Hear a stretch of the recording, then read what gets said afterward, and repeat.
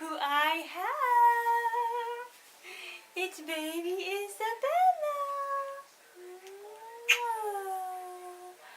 She's finally here. She's been here for a while though, actually. Yeah, it's been a long time since I've posted any videos for you guys. And I am sorry about that, but it's been seriously like, not, I want to say roller coaster, but it's just definitely been, you know, taking some time to get my routine in place here. However, today I'm going to do finally my labor and delivery story for you guys. And I wanted to do a labor and delivery vlog for you so that you could see parts of my labor and delivery. However, the day that I went to have baby Isabella, I had told you guys before that I wasn't sure if the hospital was going to allow me to do video during labor and delivery. And when I got there, which I will go into detail about everything that led up to the day. But when I got there, the day that I had baby Isabella, the nurse that was tending to me, hi baby, she told me that they do not permit recording during any of the delivery. We could video during some of the labor, but once delivery started, we had to shut off the video. And I actually had to sign a waiver stating that I would not do video because I could actually get sued for that. So I was like, well, that stinks, but you know, it is what it is. But however, my labor was actually pretty short, so I only got a few clips during my entire labor. So I'm just going to combine all of this together. So you will see, you know, clips of my labor probably at the end of this video. So let's just start from my last video that I had posted. My last video that I posted was stating that I was officially in early labor, which I was like 37 weeks and a few days along with her. And I had told you guys in that video that I had gone to the hospital to labor and delivery because I was having contractions and I was feeling like something was happening. And it was really, really early in the wee hours of the morning. It was like 2 a.m. or something. And the doctor that checked me that morning said that I was 2 to 3 centimeters dilated and that they expected to see me back within the next day or two because they couldn't admit me until I was 4 centimeters. So I was like, yay, I was officially in early labor, what I was thinking. And I had lost parts of my mucus plug the next day, and I was just like so ready and excited and, you know, anxious to have her. And yeah, just needless to say, it didn't happen. I ended up making it to my 38-week pregnancy appointment, and I went in that day, and my doctor, I had asked him, you know, I said, is it looking like, you know, we're going to be, you know, having her soon? Are we planning, you know, induction or anything like that? And he said, well, you know, I don't really like to schedule you for inductions unless you're closer to 39 or 40 weeks, you know, so he wasn't flying in until I was 38 weeks and 5 days. And then 2 days after she came in, my best friend Summer drove in. So, you know, I really wasn't, I really wasn't, you know, ready to have her yet, even though I kind of was. I just was hoping that she would have hung out in there until at least my other family members had showed up. So 38 weeks, you know, that appointment was just kind of boring. You know, it was just, you know, checking to see if I was dilated some. And at that appointment, I was only 1 centimeter. So I wasn't 2 to 3 centimeters like they had said at the hospital. I mean, I had gone so many times to the hospital during the last bit of this pregnancy, and I had been told so many times that I was 2 centimeters or a little further along and that I was going to have her soon. And yeah, I don't know what was wrong with those staff up there, but they kept telling me the wrong stuff, and my doctor was just like, yeah, you're not anywhere near ready to have this baby. So 38 weeks and 5 days showed up, and I drove to the airport to pick up my mom, and then 2 days after that, which was a Thursday, I had made it to 39 weeks, and my best friend Summer drove in, and she drove in literally like an hour before I had to go to my 39-week appointment. So we all went together, and my doctor came in to see me, and I asked him, I said, you know, since you're not planning induction anytime soon, you know, or this week, I was like, can you do a membrane sweep on me? And he said, well, I can try to sweep your membranes for you. So he tried, and my cervix was still so far back there, he could barely get like the tip of his finger in there. And let me just tell you, my doctor is like 6'4", and he has really big hands. So for him to not be able to reach my cervix, yeah, my cervix was seriously posterior. So yeah, that stunk. So he wasn't able to do it for me that day. So I was like, oh, you know, and I was begging him at that appointment, can you please just schedule me this week for induction? You know, I was like, I'm getting to the point to where I'm so uncomfortable. It's hard for me to walk. It's hard for me to take care of my other kids, and you know, it's just getting really rough for me. And he was like, well, I could schedule you for this weekend, but I'm not on call this weekend. And I told him, I was like, oh, okay. You know, my mom and my best friend were just like, you know, let's just see what we can do to try to get you to go on your own. And so I literally had tried every wives' tale in the book.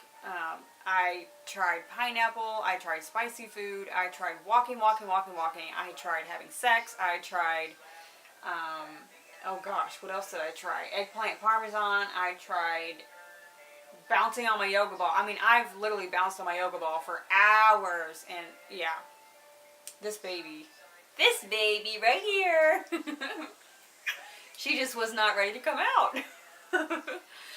Best friend Summer, she started feeling a little not herself, so she ended up actually leaving and going back home before I had Isabella. So, you know, that kind of stunk because she had come to visit and stay with us the last couple weeks of my last daughter's pregnancy so that she could see her be born, and she actually flew home like the day or two before I had her. So she missed Talia's birth and she missed Isabella's birth. You keep looking at me with those big eyes. She had went home. My mom and I just decided, you know, let's just kill some time, and you know, now that we're kind of in a waiting game, you know, let's just go do some shopping, you know, let's go out to eat a few times before we have the baby, because once I have the baby, I know I'm not going to be, you know, be able to go out and do pretty much anything that I want to do for a while. So, you know, we went to dinner a few times and lunch, and she went and took me to like Target and Walmart, and we got the last few minute things that I wanted for the baby, and you know, she bought the other kids some things, and you know, it was just really nice, and it was a good distraction for me because, you know, at the end I was just so ready and anxious to have you that, you know, every little contraction, every pain, you know, every little symptom that I was having was like, oh, I cannot wait to go and have this baby. And like, you know, that's all that was on my brain was labor. When is labor going to start? So, you know, it was a good distraction for me to keep me from really keeping my anxiety in check. It was like 39 weeks and 4 days, I believe. And I had gotten the call from my doctor's office, and it was his receptionist, and she told me that he had scheduled me for induction. And we were like, finally, you know, because my mom actually was going to fly home. She flew in on August 28th, and she was flying back home September 14th. Now, he scheduled my induction September 11th. And I was just like, you know, and there were a few things that we were just like, what?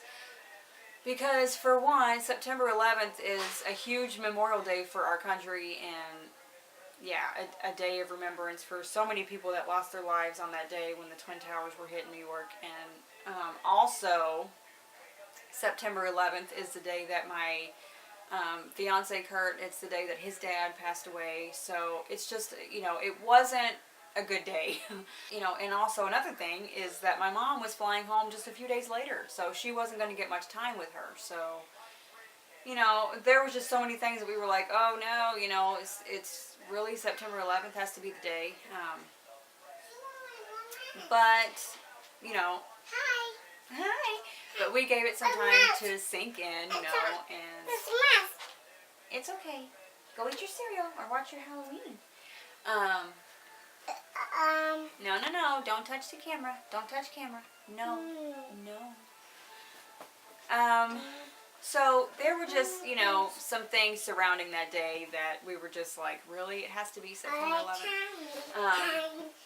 But, I honestly, at the end, after a few days, had let it sink in. I was just, I was okay with it because I was finally going to have my baby. So I was just like, let's just do it, But I had a few days left before my induction. So, I was trying everything still to try to go into labor on my own.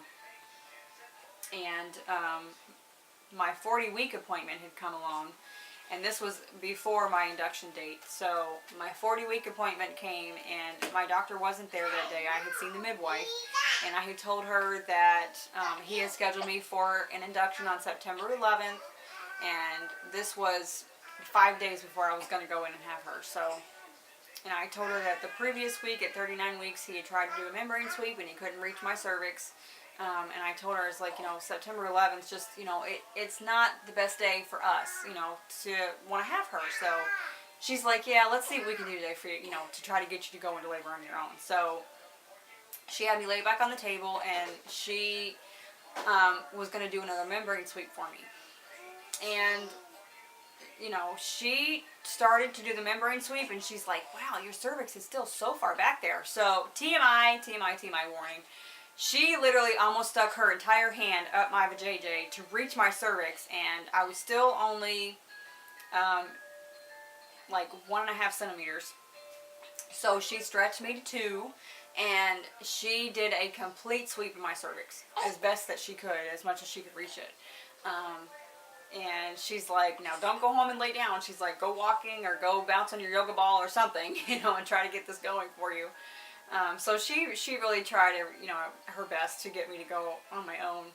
So we left the appointment, Mom and I, and we went to Chili's, and we had lunch because I was starving, and so was she. So as I'm sitting there eating lunch, I'm starting to have these harder contractions, and I'm just like, oh my gosh, I think this is going to happen tonight or tomorrow. I was getting so excited, and my mom, we were sitting there eating lunch, and she's like, no, when we get home, you and Kurt need to go have sex. She's like telling me to go have sex. So we get home, and I told Kurt, I'm like, I'm going to clean the house a little bit more so I can just have the house ready just in case today turns out to be the day. And then I'm going to go for a walk. Now, I did my cleaning, and I ended up skipping the walk because I just decided to stay home and just bounce on my yoga ball as much as I could. So I bounced and bounced and bounced and bounced and bounced. And then, Kurt and I ended up, having sex, and I told him, I was like, don't be gentle, be rough, hit my cervix as hard as you can. He did, he was trying to be a little rougher than he usually is to get things moving in there. And I just continued to lose parts of my mucus plug. So, for days and days, you guys, I just thought that little Isabella here was going to make her debut, and it just never happened. So I made it to September 11th, and I was scheduled to go in that morning at, I believe they had told me to come in at 7 a.m. And I had gotten a call the day before, September 10th. They had called me. Hi. The nurse. Shh. The admitting nurse, or the charge nurse of the labor and delivery, had called me the night before. And she said, we're booked up, we're full tonight, so she's like, just call in the morning and make sure that we have a bed for you, because, in case all these women that we have tonight don't have their babies, you're going to have to wait a little bit longer. So I was like, oh, great. Here I am waiting so long, and now I got to wait some more. But September 10th, that evening, I could not sleep. I tried to go and lay down. She's trying to feed on me. I tried to go and lay down and sleep, and I slept till about 2 a.m., and I couldn't sleep anymore. I was so excited, and so I got up, and I just came out to the living room, and I watched TV and, labor and delivery vlogs and birth videos and things like that. Just, and it just made me so much more excited because I knew that within just a few hours we were going to go to the hospital finally, and it was going to happen. We were finally going to have her. So I was just so excited. And then 5 a.m. rolls around, and I jump in the shower, and I get myself all dressed up for the day. And I called at 6 a.m. I had called the hospital to see if they were able to have me come in that morning. And they said, yeah, you're good to go, so you can come on in. So I was just like, yes. Kurt was going to meet us up there a little bit later on because he wanted to try to get a little bit of work done before he took his vacation to stay home with me since I was having the baby. So we told him that's fine. It's going to take me a couple of hours before I even get on the drip. They're going to, check me in, and I got to get changed, and they got to do my IV yet, and all this stuff. So I was like, no worries, it's fine. So on our way to the hospital, there's a Dunkin' Donuts right down the street from where I live. So I stopped there that morning, and I wanted to do a nurse's gifts, for all of my nurses that were going to take care of me that day. And, I hadn't done that before, but I wanted to do it this time. So I stopped at Dunkin' Donuts that morning, and I had just gotten like a box of 50 donut holes, like a variety pack of different kinds of donut holes that were still warm. They had just cooked them for me. So I took that in to the nurses, and they were so happy. They were like, ooh, sugar first thing in the morning. Awesome. They were so happy. So they loved that. Oh my gosh. So we got into my labor room, and I got into my hospital gown that I had bought online, and I loved it. It was so much better than wearing the actual hospital gowns that they give you. It felt so much more comfortable, and it was just personal, It looked so cute, and all the nurses that came in to see me, and even my doctor was just like, wow, you look adorable in your hospital gown. So that was awesome. So I got into the room around 7:15ish. And the nurse came in to start my IV and just get all my info into the computers and all of that to get me admitted. And I had told her, I said, just a heads up, I tend to go very fast once my labors start. I tend to dilate very quickly. So I wanted to make sure she was aware of that, because I told her, I want to get my epidural as soon as I can, because I didn't get it until too late with my last pregnancy, and it ended up not working for me. Yeah, so she was aware of that, and she said, okay, well, let's get your IV going, and then I'll have the charge nurse come in, and I'll have her check you and see where you are. And then, based on your progress, we'll go on and just get things, set up so that you're ready to go for your epidural whenever you're ready to have it. And I was like, great. The nurse came in to check my cervix, and I was 3 centimeters that morning. So I had went from 1 to 2. So the membrane sweep that the midwife did for me, it did dilate me some. So I was happy to hear that, that I had, my body had done something, on its own. So, had I not been induced, I may have gone on my own in the next couple of days, but who knows. Anyway, so, yes, I was 3 centimeters, and because of that, I told her, I was like, yeah, I'm pretty sure I'm going to want to get my epidural as soon as I can now. Wasn't, resistant to let me get it. She's like, yeah, let me let your doctor know how far along you are, and, we'll have him, come in and check you too, just to make sure. And then, I'll go on and get things set up in the room, so that way when the anesthesiologist, gets paged, he can just come right in and start your epidural for you. It's like, great. And then my doctor comes in to check me. And he also said, yeah, you're about 3.5 centimeters. And he went ahead and just decided to pop my water. So he popped my water, and he said, oh, your water's a little tinged brownish. So, Isabella had a bowel movement in my belly, which, was meconium in the water, which alarmed me a little bit, because, that's usually risk for them to have, lung infections or something like that. So, but he told me, he said, honestly, I don't see any chunks in here, nothing like that. He said, it's barely tinged brown. So he said, don't freak out, basically. He said, I'm going to have the, he said, I'm going to have the respiratory team on call in the room here when you deliver, so that way if she has trouble breathing or she has anything wrong with her lungs or anything like that, they can take her right away and, you know, get her, get her, you know, get her lungs cleaned out for her. And so I was put on Pitocin right after that, after he popped my water. And I had started having, you know, some really consistent, stronger contractions after he popped my water and she started me on the drip, you know. And I was doing okay without the epidural for, I want to say, about an hour. Now, mind you, they didn't start my drip until about 8 o'clock. Or maybe it was 8:30. But I just had a feeling that I was going to go really fast. But, you know, I didn't know how fast I was going to go, but I had a feeling that it was going to happen very quickly. So I called Kurt, and I told him, I said, you may want to just get going to work today and come on up to the hospital now. And I told him, you know, how far along I was, that I was 3 centimeters, and that he popped my water already. And, you know, Kurt was like, wow, you know. So he knew that he had a feeling, too, that it wasn't going to last long. So he came on up to the hospital.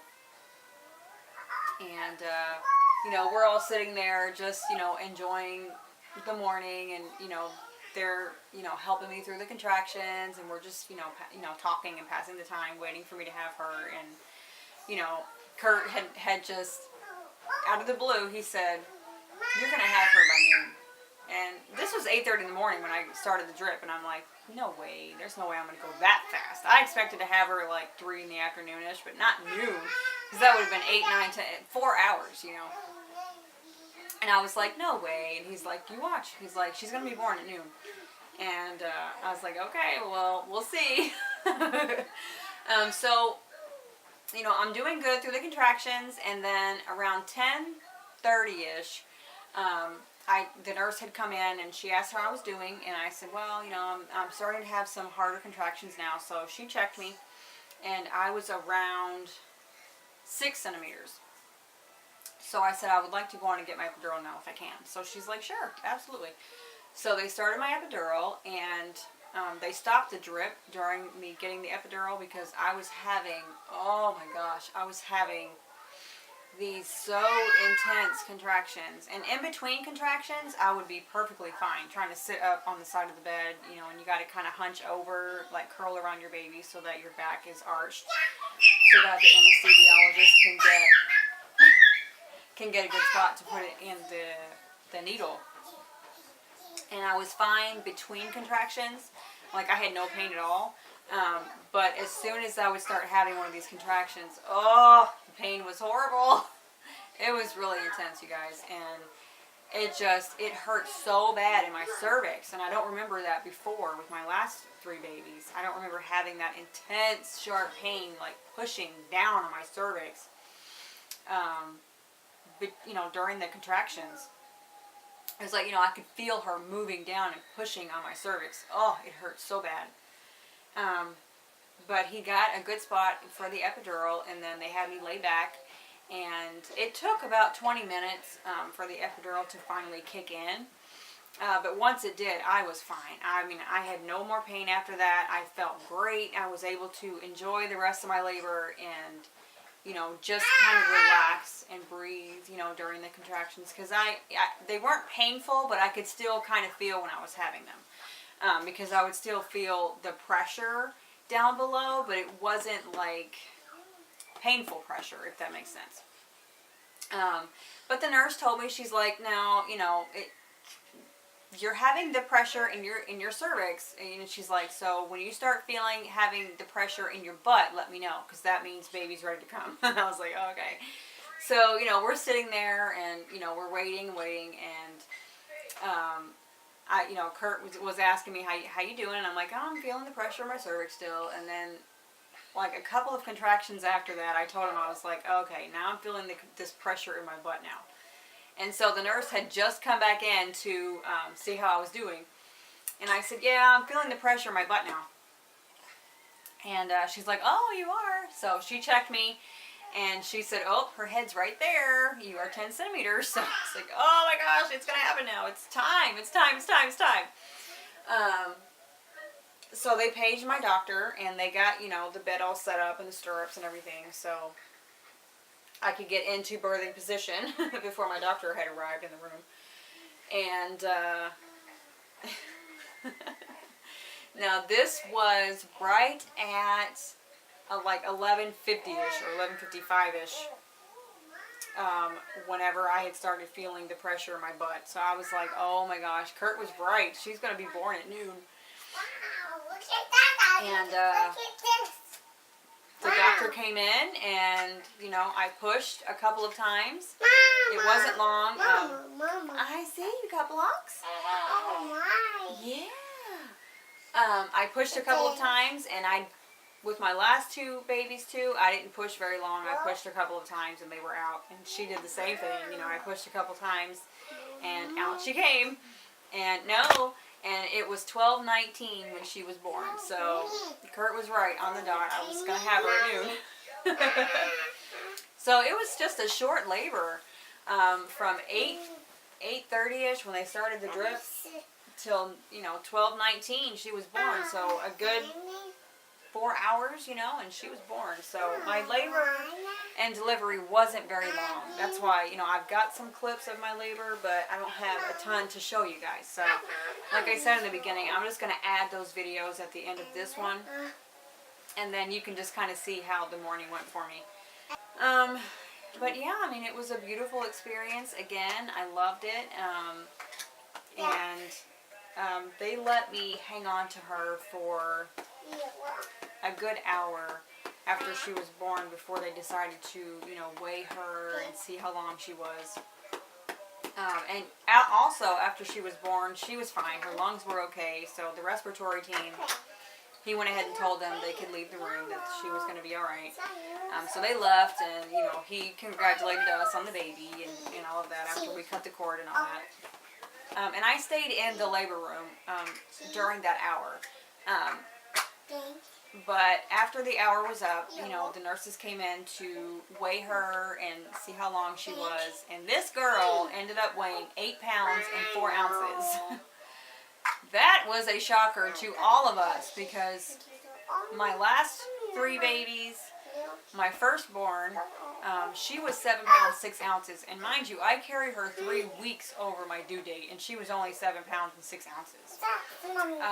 My son and my other one back here jumping around, they were only 6'14" and 6'12" when they were born. So Isabella came out 8 pounds and 4 ounces. So we were all just like, what? But we all chalked it up to the fact that, you know, if you've watched my other vlogs during the pregnancy, at 32 weeks I went into the hospital with a bad Crohn's flare-up, and again at that hospital stay, I was told wrong information again, that I was 2 centimeters. So they gave me steroids for her to, you know, increase her lung production. No, baby, not right now.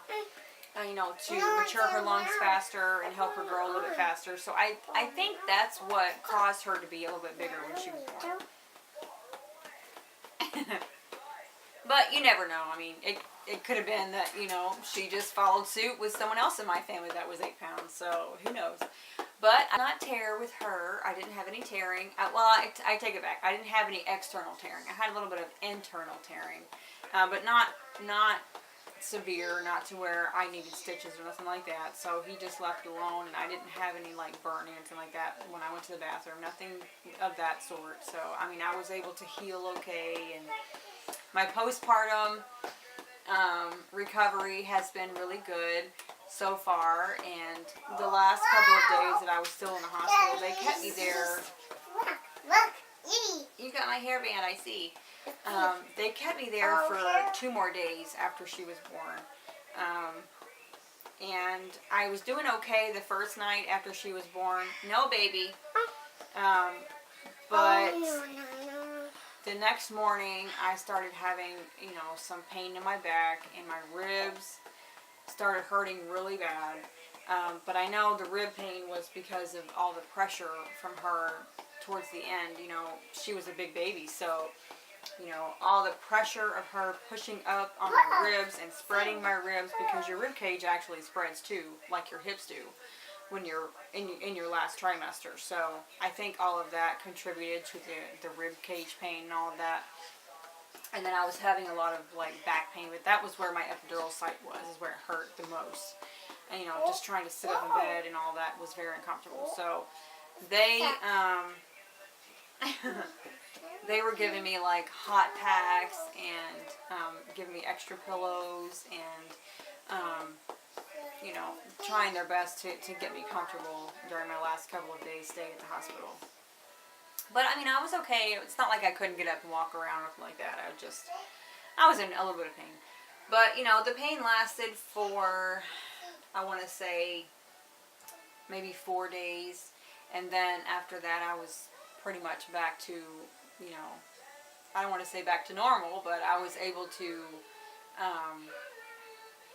move around and, do a little bit of chores here and there once I came home and, tend to my little ones, my other kids, and take care of things and myself too, without needing some extra help with all of that. So Kurt stayed home the first week and then he went back to work. So, my postpartum recovery has been good, and my postpartum depression has not been bad this time. I had really, really severe postpartum depression with my last baby, with Talia.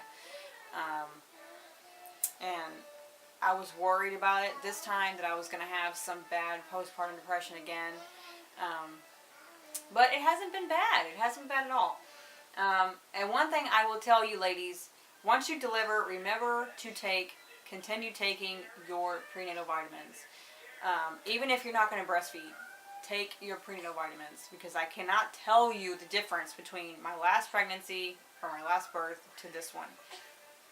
After Talia was born, my last baby, after she was born, I quit taking my vitamins. I quit taking everything because I didn't know that I was supposed to keep taking those things. And I think that's what contributed to me having such bad depression, because I had such a dip in hormones that it just, oh my gosh, it made it really bad. But I've taken my prenatals again this time. I'm still taking them, and it's been helping me so much more this time. So take your prenatal vitamins. And it's been trying at times now that I've got a fourth baby, and tending to my 2-year-old, my 4-year-old, and it's been a little trying at times, trying to get my routine in place, and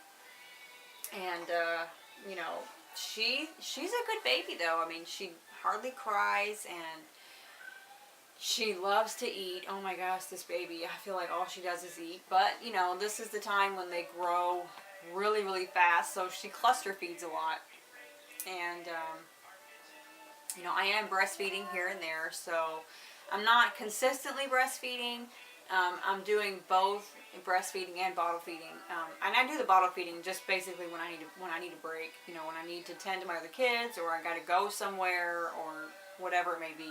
Things like that. I will give her a bottle. But any other time, she's getting breastfed. So I'm happy to say that I'm still breastfeeding, and I'm able to breastfeed, because I didn't do it very long with my last 3. So that's nice. That's a nice change. But my other two little ones, my 4-year-old, my 2-year-old, they've been handling the transition of going from them two to having the new baby in the house. They've handled that very well. Yummy! Look! Yay!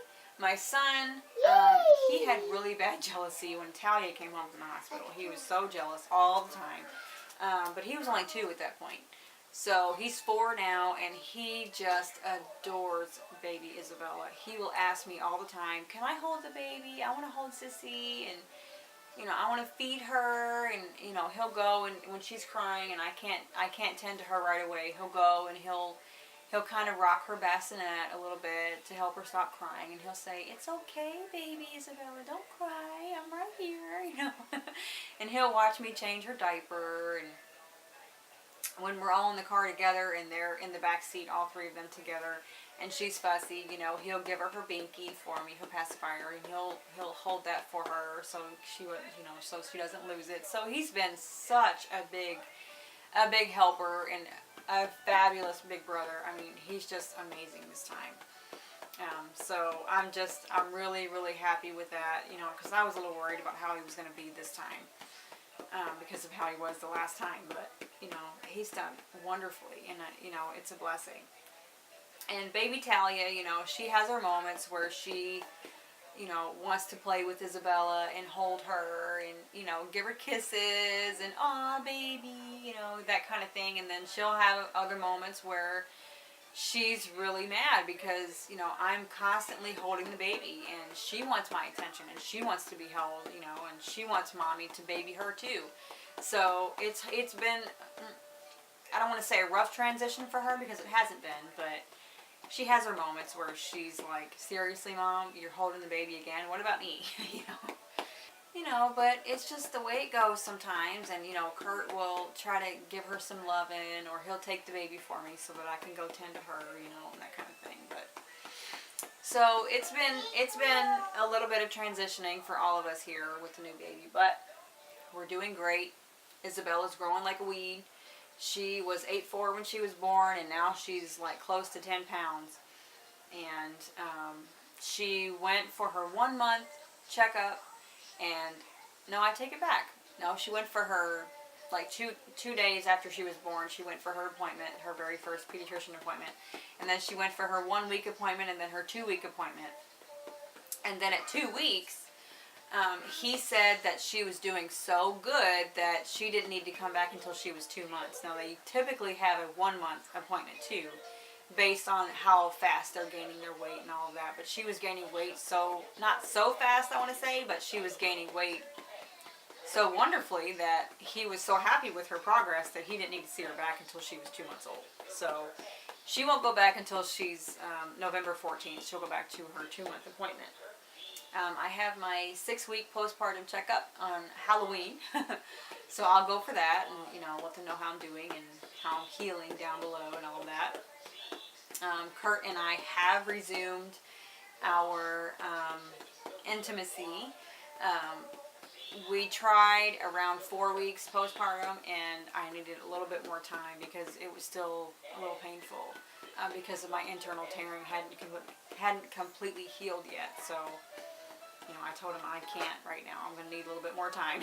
You know, but he's gotten a vasectomy, and he finally got his results back that he is clear and not shooting any more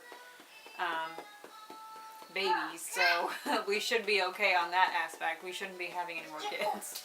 Hi. Can I have that now, please? Thank you. You want to say hi? Say hi. Hi. You got to come over here. Over here. Come up here.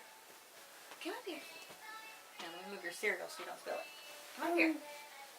Say hi. Hi. Where's the baby? Where's baby? Yeah. You love Sissy? Can you give Sissy kisses? Oh, yay. I see Thomas on the curtains. So I think that's about it for this labor and delivery vlog, you guys. I feel like I've filled you in on everything that I wanted to share with you about my labor and delivery. I don't feel like I've forgotten anything. Hopefully I didn't. But if you guys have any questions or, you know, any comments or anything like that, please leave them down below and I will try to answer you. And just thank you guys so much for following me through this pregnancy. It was a surprise pregnancy from the beginning. You know, we weren't expecting to have any more kids. So when I found out last Christmas that we were going to have another baby, you know, it was shocking at first. No, turn that off. No, we're not playing with toys right now. Mommy's not done with her book. No. So, you know, it was a shock at first, but, you know, we were just so happy and thrilled and blessed that, you know, God blessed us with another baby. So, careful, don't hit my camera. And, but here she is, and we are just happy. We're happy and glad that she's here finally, and just getting used to being, you know, a bigger family. So, I hope that you guys liked the video, and I'm sorry that it's taken me so long to get this video up for you. But it's been some time. It's been some time. You know, I've been trying my best. I wanted to get this video up for you sooner, but it just hasn't happened. You know, I've been busy mommy. So it's finally up for you guys now. And I will hopefully continue doing videos along our journey with being a bigger family now. And I'll throw in some videos for you here and there. And being that we're close to Halloween and the holidays, I hope that everyone has a wonderful holiday season. What do you think, baby girl? You just gonna sleep?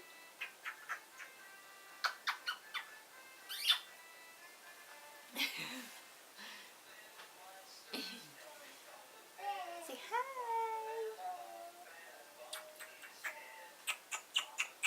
And she's got hair, you guys. Oh my goodness. And that explains all of the horrible indigestion that I had. Oh my goodness, my baby girl. But I'm going to go change her now because she made a stinky. So I'm going to go change her butt. But you guys have a great day, a great weekend, and I will talk to you guys next time. Bye.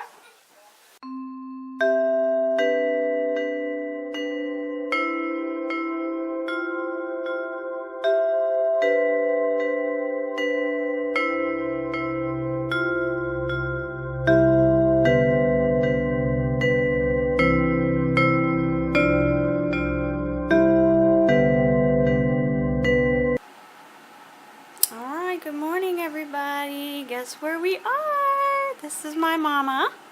Hi, Mom. Hi, everybody. What do you have to say to baby Isabella? Oh, I have been waiting so long to see you, honey. I cannot wait to hold your beautiful little face. Today is the day. I'm like crying. I know. So this is the room that I'll be laboring and delivering in. There's my bed. And over here's where little baby Isabella will go as soon as she's born. And I have my hospital gown on. Can't wait. Me Cannot too. wait to hold you. Bless your pea-picking heart.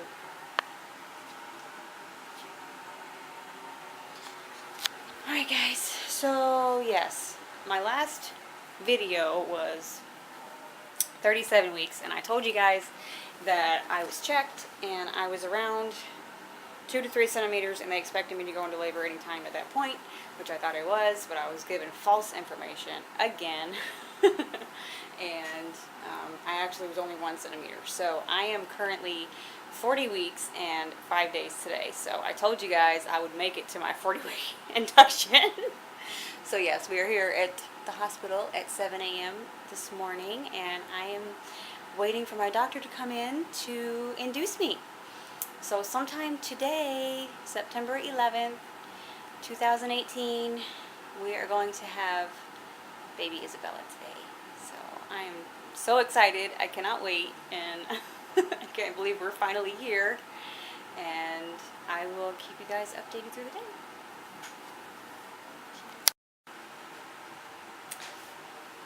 Alright, you guys, so another update. I am all checked in.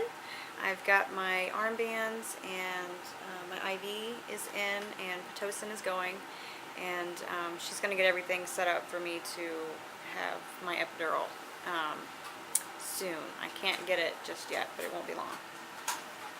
Thank you. Sorry. No, you're fine. Always remember when I walk out. No, you're fine. Thank you. My nurse just brought me in some water. I was thirsty, so. But right now, that's where we are. I am, they checked me, and I am 3 centimeters and 70% effaced. So I'm pretty confident that once the Pitocin starts kicking in and I start feeling these contractions, that I'm going to go pretty fast. So hopefully within the next, I'd say, 5 or 6 hours, we will have a baby soon. So we'll see. But I will keep you guys updated.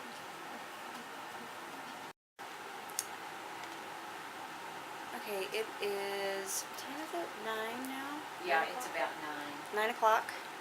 And I've had the Pitocin in for a good, you say like 30 minutes? Yeah, about that. 30 minutes or a little over 30 minutes. And I'm having contractions already. I'll show you the monitor. Here's the monitor. Let's see if I can. But the top line is her heartbeat, and the bottom line is my contractions. And yeah.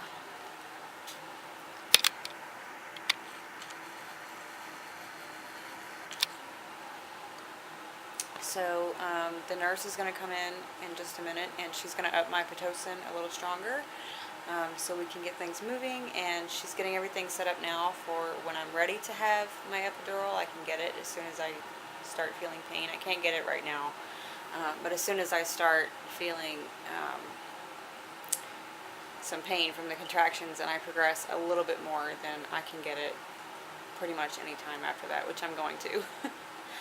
Because my last two, I went pretty fast. I went from 5 to 10 centimeters in like 20 minutes. So I don't want to wait too long because I'm already 3 centimeters. So, but that's pretty much it right now. That's pretty much all that's happening. And Kurt will be here in just a minute.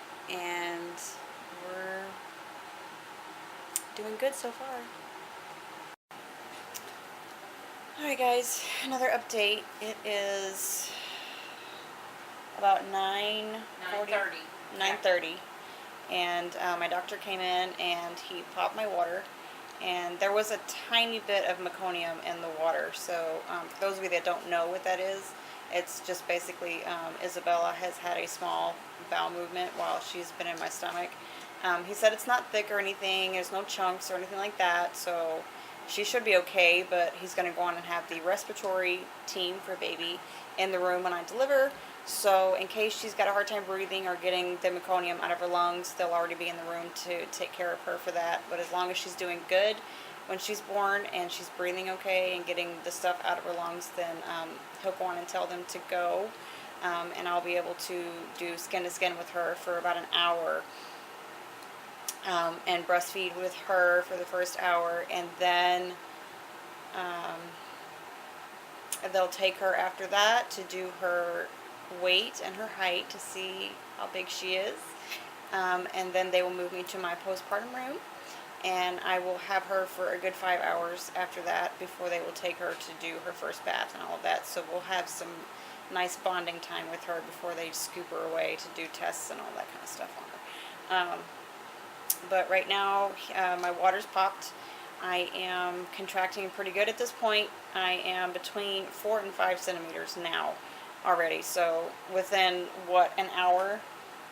Yeah. I've progressed another centimeter already, and I've only been on the drip for about an hour. So I'm like pretty anxious to get my epidural. So they're getting everything set up now, and they've already paged the anesthesiologist to come in and give me the epidural. So I'm waiting for that, and then I should be numb and ready to go, so I'm waiting for that. But that's where we are right now, and I feel like the way things are progressing this fast, that she may be born before noon, but we'll see. But I know with my last 2 babies, I dilated from 5 to 10 centimeters within 20 to 30 minutes, so that's why I'm like, yeah, I need the epidural now. But we'll see. We will see. And but that's where we are, and I will update you guys again soon. Unfortunately, just so you guys know, I will not be able to film the delivery. I wanted to have my tripod set up so that you guys could get a side shot, but they've already told me that I can't, and I've already had to sign a waiver form that I cannot film during the delivery. So I'm sorry, but as soon as she's born, though, I can film again and you guys can see her. And then you know, once I go home from the hospital, I will do my labor and delivery story for you guys. And that's where we are. So I will update you guys again, hopefully soon. goodness. Alright guys, update. It is about 11:15, I think.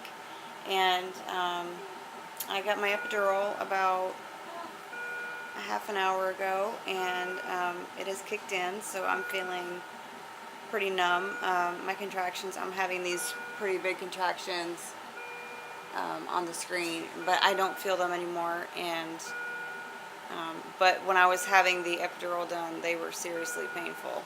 I was in quite a bit of pain, but I'm not feeling anything anymore. I can't even really tell when I'm having them anymore, so that's nice. But she just came in and rolled me to my right side, and then here in about 15 to 20 minutes she's going to come back in and give me the peanut ball that will go between my legs, and just to help open my pelvis some more and help me dilate some more. I am 7 centimeters, so I see her being born within the next couple of hours at least. So, and she just upped my Pitocin a little bit more, so I'm yeah, gonna be having a baby very soon. So stay tuned, you guys. I guess it just went straight to her phone. But you took pictures on your phone, right? No. Oh. Because now I don't You're have on any video. pictures. She's Let me here, take guys. some now. She's here.